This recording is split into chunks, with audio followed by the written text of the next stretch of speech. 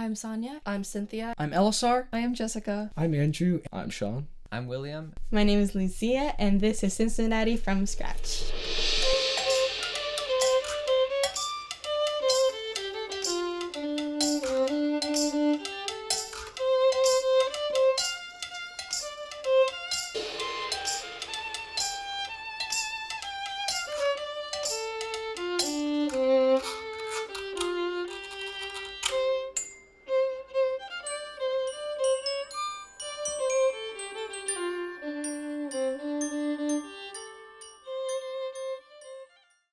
Hi, my name is Lucia Schartung, and my piece is called The Resilience of Morning Glories. My piece, The Resilience of Morning Glories, is taken from the idea that morning glories open in the morning and close at night. And they do this every single day because they have to conserve their energy throughout the night and then open for photosynthesis during the day. But the piece is also written in 3 stages. There's like a sunshine part, there's a part where it starts to rain, and then the sun comes back. It's taken very much because of the 3 stages of my life so far: elementary, middle, and high school. Elementary school, great. Middle school, not so great. High school has been amazing so far. So that's where I've turned the ambience of morning glories into a walk through the 3 stages of my life so far. So there's 3 types of the notation for this piece. There's a written type, there's an exact notation type, and there's a watercolor type. So the written type is very much just verbal instructions. This happens, then this happens, then this happens. Synth is playing these notes, singing bowl is playing these notes. That's basically just written instructions to make sure that nothing is left out. And then there's the actual annotated version, which shows the exact notes, not exactly when to come in, like the words did, but the exact notes to play. So if you don't know what pitches I meant, you can always reference the exact pitches that I envisioned. But everything is open to interpretation as shown in the watercolor version, where I don't have any staff lines. I have staff lines in one section, but I don't have any for the rest of the section because I wanted the notes to feel very following a shape, going up, going down, but I didn't want there to be exact notation because, again, nothing is predicted, it has to be feel very organic. So we did record with the exact notation, but whenever it's played, it's completely up to interpretation with the watercolor version. So what I want people to take away from my piece is the reflective and ambient tone as you walk through the sunlight, the rain, and the sun coming back out, because everyone can think of a moment in their life where they had a hard time, and then the sun came back out from behind the clouds and they built themselves back up again. And that's what I want people to take. I want them to take not the fact that there was rain, there was sadness, but what they did to overcome it. This program has changed a lot of how I view creativity and music combined, because before, music was just kind of a lot of scales, a lot of working, a lot of long hours and preparation. And so I feel like I started to get a little bit lost in the you need to be better than these people and the technicality of it. But with this program, with it being so open to creativity, I really didn't feel like I was competing with anyone and could just put something on the page that I really enjoyed. It didn't matter if anyone else did because it was my piece that I was spending a lot of time on. And also, I watercolor annotated it, which kind of combined my 2 aspects. I like physical art, like I like drawing and painting, and I like music, so it kind of brought the 2 together, and I really appreciated that. My experience in this composition program has been supreme. Joe and Hannah are very, very good at their jobs. I really think that the creative interpretation was left to me, and it wasn't really tainted by their opinions. Like, they had some great things be like, we could do this, but they really left it open. They compiled a bunch of sounds that I could pick from, and so going through that was really fun, and deciding what things could go where. And also the execution has been very nice. Like, I felt like I always knew it was happening, what order of events we're doing, where we're supposed to be. Like, I didn't feel rushed. It was all very well organized, and I really enjoyed working with them. Please enjoy my piece, The Resilience of Morning Glories.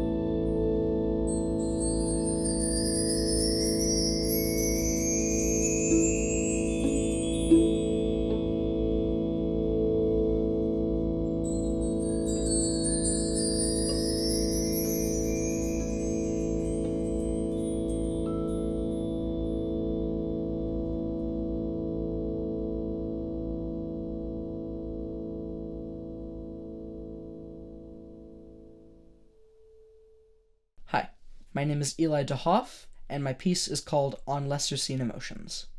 On Lesser Seen Emotions is a 5-movement work based on words from John Koenig's The Dictionary of Obscure Sorrows.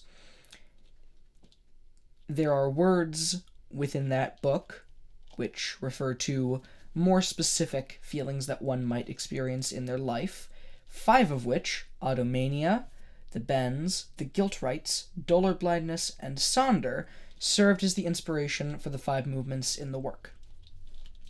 The first movement, automania, is named for that feeling when the times are just racing by way too fast and one just cannot keep up whatsoever. The second movement, the bends, is a mild disappointment one feels when something just isn't what it's cracked up to be. Not life-shattering, of course, but just bad enough. The guilt rights are that ever-present chorus that constantly judges your every single move and decision no matter what. Duller blindness is that uneasiness when you just can't quite tell what someone is feeling. You can only make inferences based on your past experiences with what they're doing, as opposed to being able to truly know what they're feeling. Sonder is the epiphany of realizing the complexity of the life of everyone around you, even if they only appear in yours for just a blip. I'd say I mostly want people to come away thinking about different emotions that they've personally experienced that they can't quite place a finger on what they could possibly be called. Either a term seems too broad or is just a different flavor of what exactly they're experiencing. The thing I've learned that has impacted me the most with this program is most likely the ability to simply not stress about things, be able to write something calmly and go through the entire process without hassle, being able to free myself from the burden of wondering, oh, will this work? Will this not work? Will something inevitably end up failing? Just write it down, see if it works, and if it doesn't, just simply do something else. This program has given me, even after having discovered glass, an even wider view of what music can absolutely be, with some examples being, of course, the floor plan of a person's house being the manuscript from a few years ago, several forms of pictorial notation, hybrid notation, and even no notation, simply text. All of these can absolutely count as music, and that's absolutely something that I'm going to incorporate into my future works. Enjoy my piece on Lesser Seen Emotions.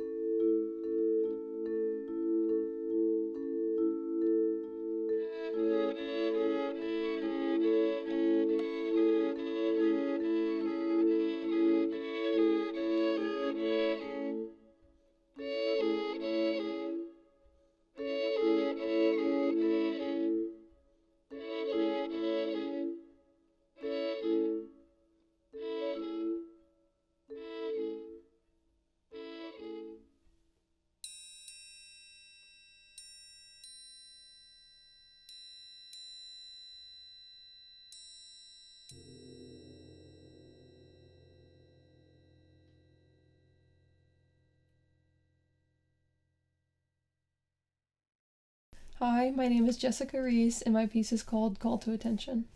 My piece, Call to Attention, was inspired by 1812 Overture by Tchaikovsky, and then Symphony No. 9 by Dvorak, and it's about conflict and war and uncertainty, anxiety, and anything in between. When people are listening to my piece, I want them to feel anxious, paranoid, uncertain about what's going to happen next, and I want them to think about it and dig deeper into how it makes them feel. In the beginning of my piece, it's a lot of slow violin, a lot of glisses to the next note. It sounds really eerie, creepy, slow. In percussion, there's a lot of drum action going on. And then that kind of just repeats itself into the middle, where it's a little bit slower, it's double time. So the piece gets stretched out, the ideas get slower. It's a bit calmer, but not entirely calm. And then the end goes back to the beginning with regular 4/4 time. No, it's not stretched out or anything. And it's even more uncertain and eerie than the beginning. In this piece, you'll hear different versions of the melody. For example, in the beginning, the violin and percussion are displaced, so they're a little bit different. Towards the middle, they go into fifths, so almost certain, but like not really, and then eventually they play in unison. In my piece, as a whole, I wanted it to feel paranoid and anxious, and I incorporated a lot of percussion to help with that. So the use of a whirly tube to fill in the blank spaces, hex bug on a bass drum, that way the piece sounded full, maybe like as almost like you're marching in the background, just to fill in the space. And then I used slow violin to create a creepier sound, because I don't think many people hear violin very low, so I feel like it's a brand new sound to them. My experience in the From Scratch program has been amazing.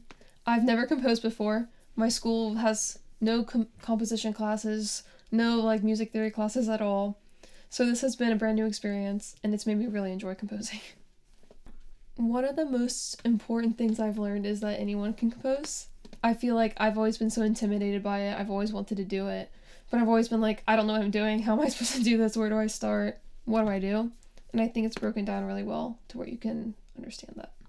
From Scratch has changed the way I think about creativity by giving me a different type of voice. Instead of just writing a novel, for example, I can do the same thing but for music, which I think is really cool. Enjoy my piece, Call to Attention.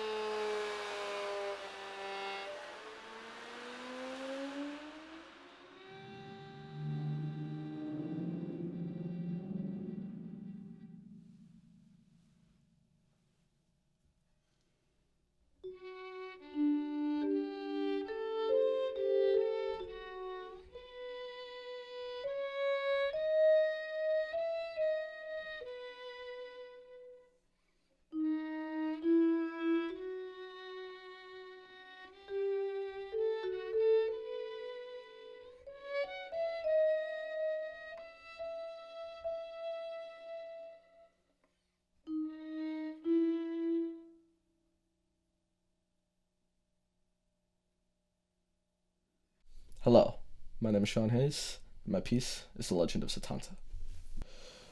So my piece is about a folk legend, the Legend of Setanta. He is a warrior who starts from nothing, but through magical means gains great power. And so he kind of grows into this, earning many nicknames along the way, such as Cuchulainn. And with this great power, he is very strong and can take out anyone. But often, this great power will harm himself as he kind of loses his self-touch and kills people he loves and leads to great tragedy and loss and is eventually manipulated and tricked into destroying his own power and exhuming himself from the living as he departs a short but glorious life. Might, ambition, tragedy, and deceit. So, my piece is my kind of first exploration into the world of composing. Before this, I haven't done much with it. I've been playing the bassoon for 6 years now, so this is a completely new experience for me. Music has always been a big part of my life. Growing up, video games were very big, Mario Kart with the family, whatnot, etc., etc.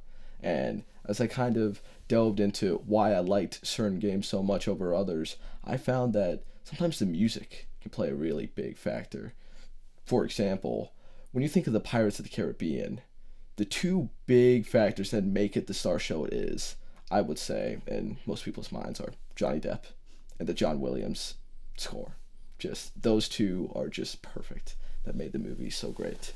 But that is why I'm very interested in this kind of dive into mythology, which I've taken with The Legend of Setanta, inspired by a composer of mine that I very love his work, Bear McCreary, who made an album for a game over Norse mythology. And so I decided to try something for Irish mythology for this piece. So what I want people to take away from my piece is that just like Cuchulainn, even a short life can just be as impactful and great as a long one. Going through the program has really changed the way I think about creativity, because before I was kind of on the other side of the glass looking through, always enjoying composers' works, listening, enjoying those melodies and motifs that would always get stuck in my head. And on this side, I'm kind of there making it, figuring out what sounds good, how can I make this catchy, how can I make this resonate with someone, and have the same effect that music has had on me. Please enjoy my piece, The Legend of Setanta.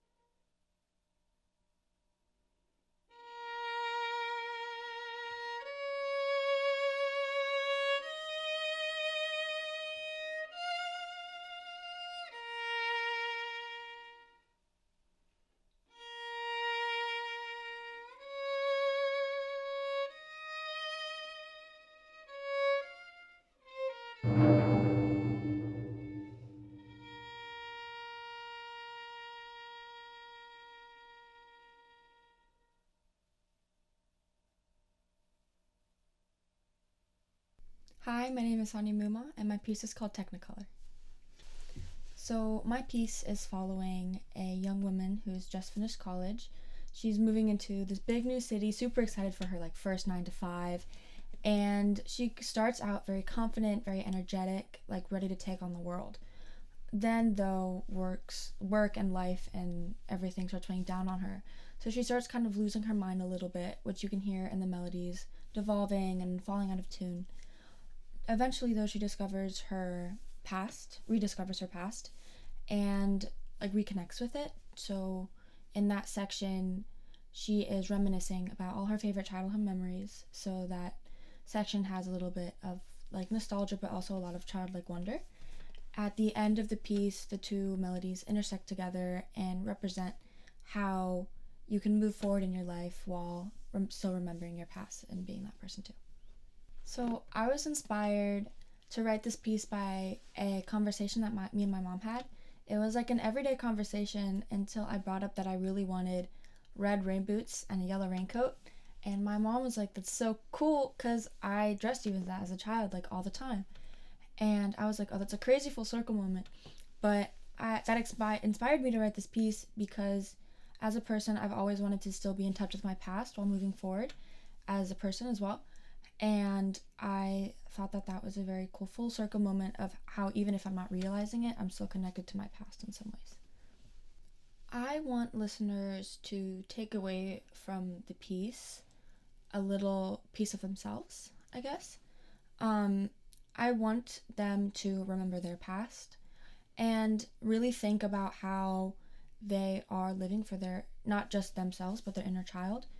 And I really just want people to remember that they still have a child inside of them, kind of, and not just living to reach their current goals and be successful in whatever they decide to do, but also remembering to have fun and remembering that you need to make your inner child happy or you're not going to be happy.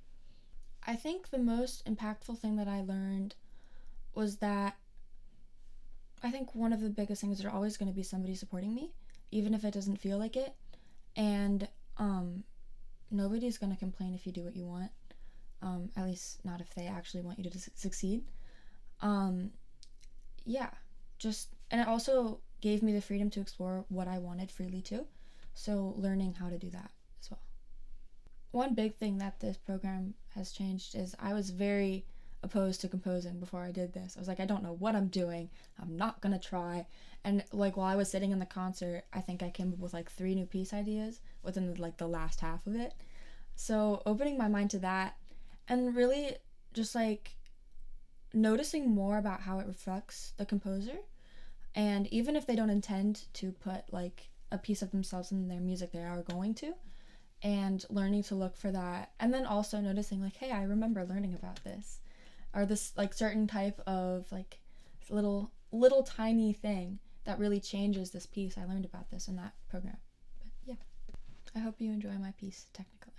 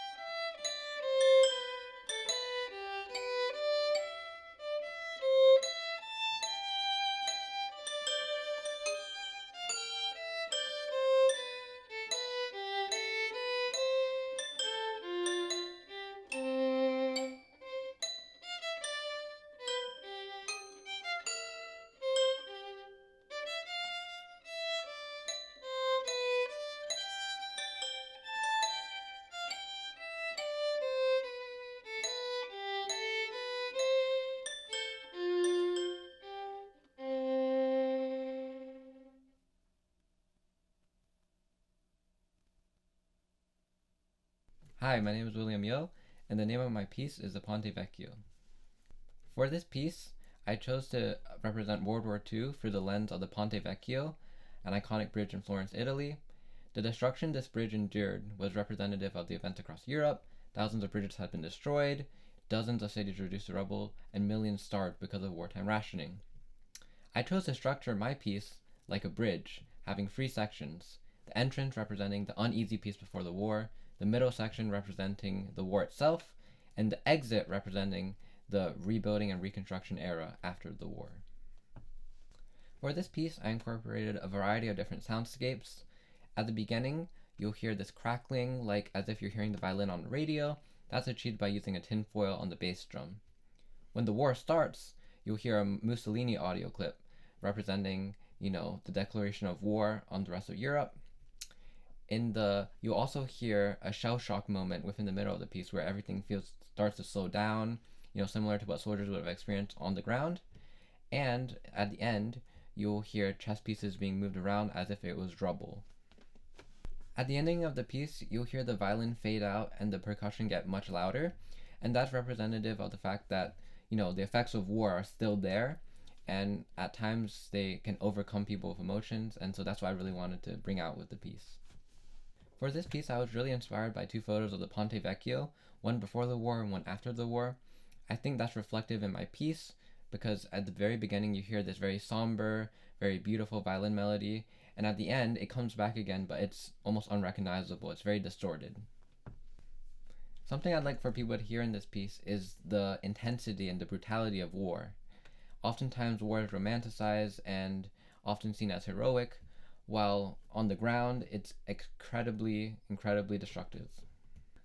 Something really impactful I learned is that really anything can be music, whether it be a dish, whether it be a noise, or it be, a sound on a wall. Anything can be music, and how you organize it and structure it and what you represent is really important.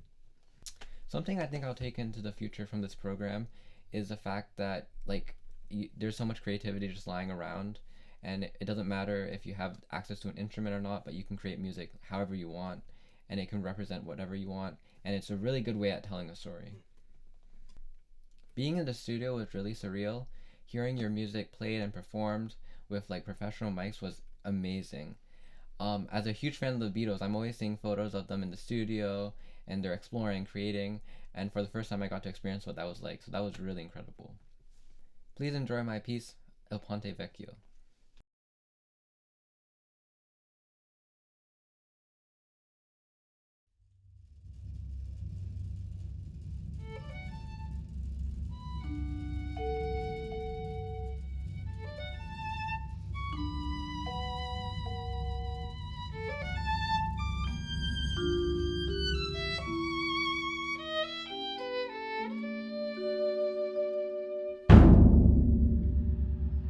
La dichiarazione di guerra è già stata consegnata agli ambasciatori di Gran Bretagna e di Francia.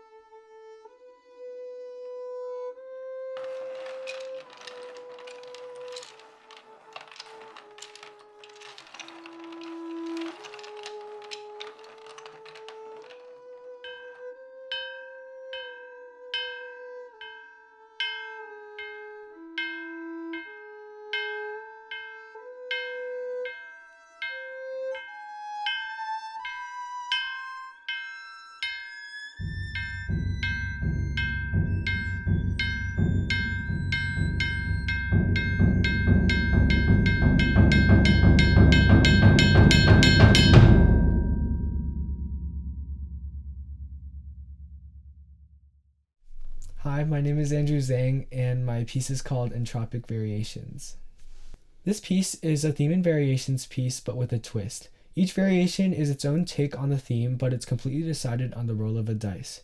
I was inspired to create this piece because of all the possibilities that a composition could grasp, and I also wanted to create a unique experience for the performer as well as the audience. The word entropy is used to describe the lack of order and predictability, which is a great representation of this piece.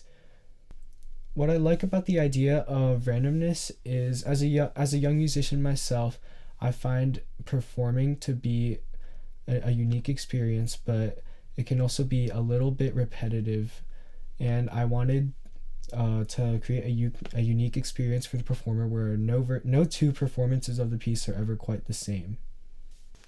When people listen to this piece, I really want them to think about the colors they heard and the patterns that they discovered when listening to this piece. I also wanted them to think about how in the real world, randomness is a really, really important factor, and all our lives have been influenced by chance. My experience in this composition program was really, really great. I'm really glad that I did this because I feel like I better understand what I like and what I'm interested in, and that composition is something that I can pursue in the future.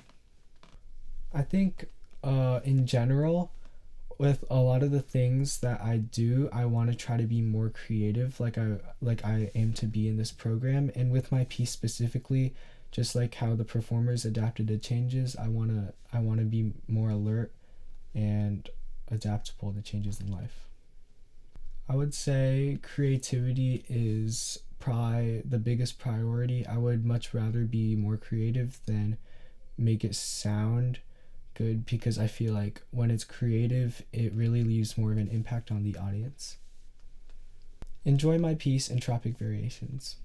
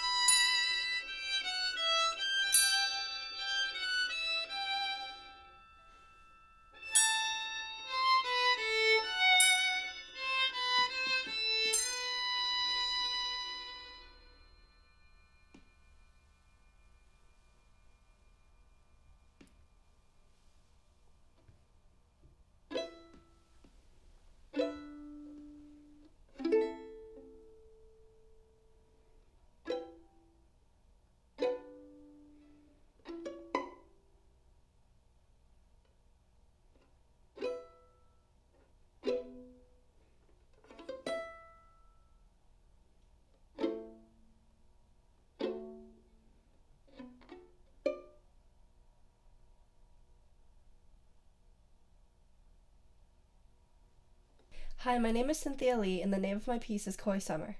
So my piece is about my personal recollection and favorite memories from when I went to vacation in China every summer before the pandemic. So this was like in my early elementary days. This is a very childlike piece, and I thought it would be perfect to write this because I'm going back after 6 long years to China again this summer. It starts out very wispy, like a daydream, because you're waiting for school to end. you want to get out of here as soon as possible. So you're thinking of scenarios of what you're going to do already when you meet your grandparents and stuff. And then once you first get into it, that's like the main form of the theme before you add any key modulations or ornaments to it. The percussion in the background serves as different backdrops for the types of places I went to. I went to gardens, I went to museums, relatives' houses, and a lot of others. Then it starts to slow down, it gets sadder as the vacation starts to get to a close, and you know it is. And then it finally gets slower as it comes to a full circle. School's starting again, and you just have to wait until next year. In this piece, I used some electronics, the first of which were the people talking in the background, doors opening, and children in the first part where with the decibels.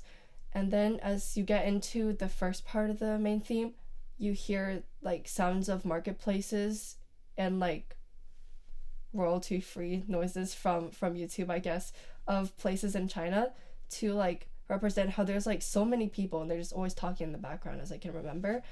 And then towards the end where you go back to school, there's like you have to go to Target shopping, so there's sounds of supermarkets, the cashiers beeping, and then it ends.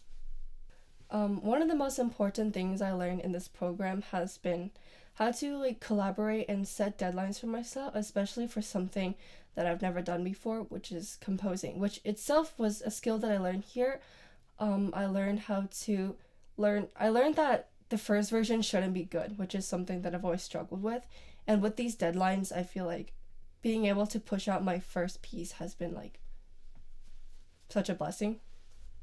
To be able to collaborate with professionals and do this entire experience where you get to have a whole world premiere, like, whoa, world premiere, that sounds so cool. And I'm playing with professionals, and if I say it that way, I sound so cool. And like, this is such a good experience. Like, I don't think there's a whole lot of these anywhere else. So yeah, I'm really grateful for it. Enjoy my piece, Koi Summer.